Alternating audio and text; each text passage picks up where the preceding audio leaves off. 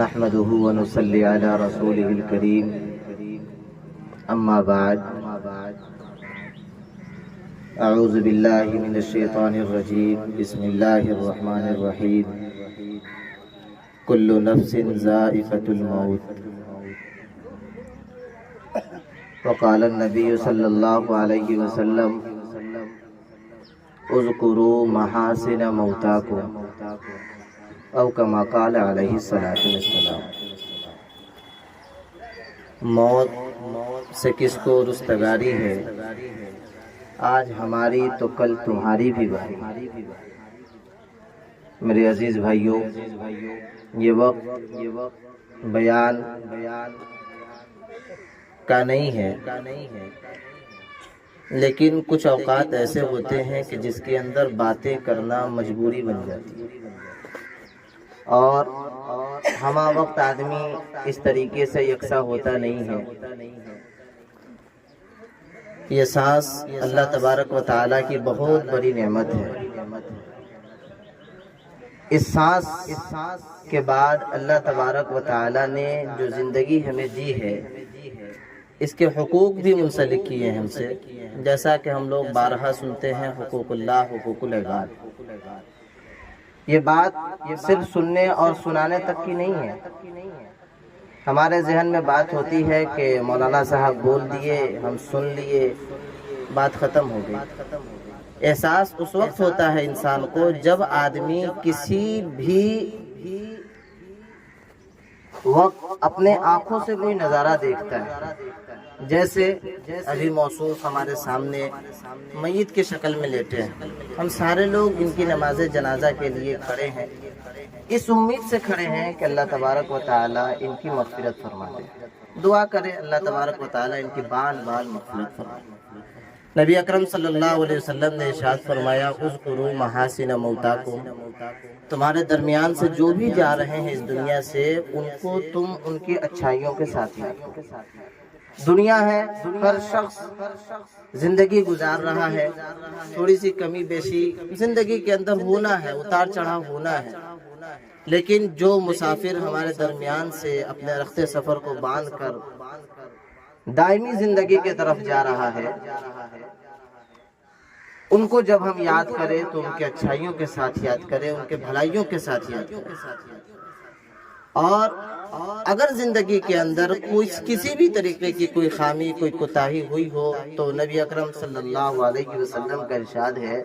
دنیا کا سب سے سخی انسان، سب سے اچھا انسان وہ ہے جو اپنے بھائی کی غلطی کو بغیر معافی مانگے ہوئے معاف کرے۔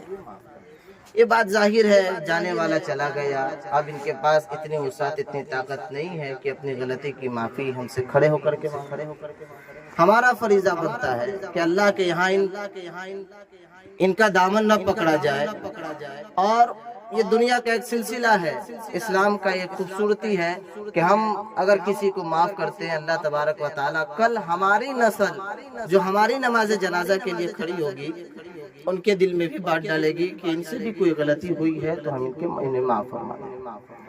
تو ہم اس سیرت کو اور اس رواج کو خود سے ظاہر کریں کہ ہم موصوف کے تمام غلطی کو معاف کرتے ہیں، اللہ تعالیٰ بھی ان کے تمام غلطی کو معاف کرے۔ دنیا میں محبت ایک بہت بڑا عمل، بہت بڑی عبادت ہے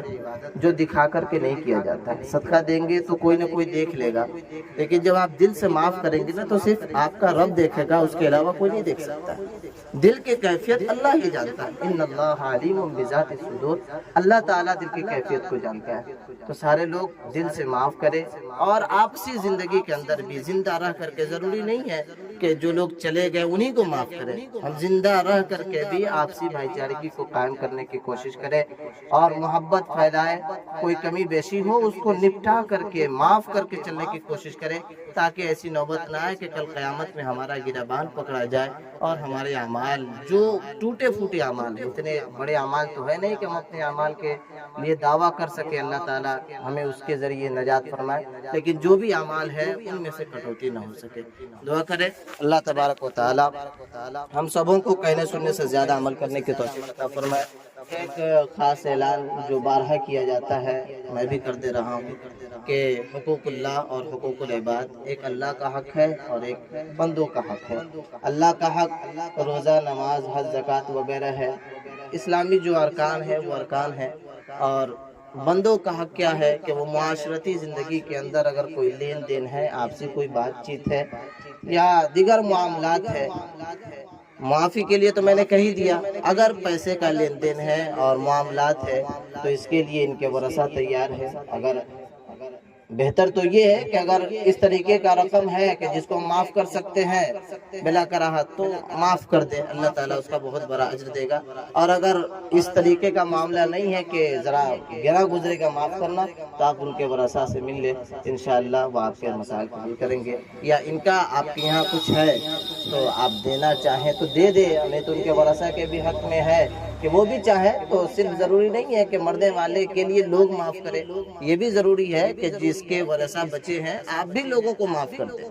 یہ بھی ایک بہت بڑا پہل ہے، اور اس کے اوپر بھی ہمیں دھیان دینا چاہیے کہ ہمارے والد صاحب کا بھی اگر 2 روپے 4 روپے کسی کے پاس ہے، وہ اس لائق ہے کہ ہم معاف کر دیں، تو آپ بھی بھول جائے کہ صدقے کے لیے اللہ تبارک و تعالیٰ اسی ذریعے ان کی مغفرت فرمائے۔ یہ دونوں طرف سے ہونی چاہیے۔ دعا کریں اللہ تبارک و تعالیٰ ہم سبوں کو کہنے سننے سے زیادہ عمل کرنے کی